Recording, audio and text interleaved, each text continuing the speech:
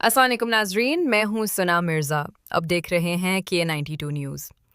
Hyderabad civil اسپتال، اربوں کا بجٹ، کرپشن کی نظر، غریب مریض تڑپ تڑپ کر مرنے لگے۔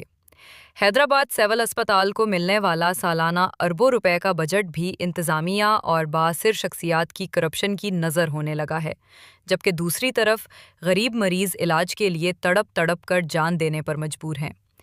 اسپتال میں علاج، دواؤں، لیبارٹری اور ایمرجنسی سہولیات کی شدید کمی روزانہ درجنوں جانیں خطرے میں ڈال رہی ہے، لیکن اس کے باوجود انتظامیہ جھوٹی واہ واہ والی پریس ریلیز جاری کر کے خود کو بہترین ظاہر کرنے کی کوشش کرتی ہے۔ ہر بدانتظامی اور غفلت پر پردہ ڈالنے کے لیے جعلی رپورٹس اور من گھڑت بیانات میڈیا کو بھیجے جاتے ہیں، جیسے کہ اسپتال میں سب کچھ ٹھیک ہو۔ شہریوں کا کہنا ہے کہ اربوں کے بجٹ کے باوجود دوائیں غائب ہیں، ڈاکٹروں کی حاضری غیر یقینی ہے، آپریشن تھیٹر اور وارڈز کی حالت ناگفتہ بہ ہے اور صفائی کا نظام بھی تباہ حالی کا شکار ہے۔ اسپتال کے اندر کرپشن، نام نہاد پروٹوکول ٹیم اور میرٹ کے برخلاف بھرتیوں کے سبب صورتحال انتہائی تشویشناک بنتی جا رہی ہے۔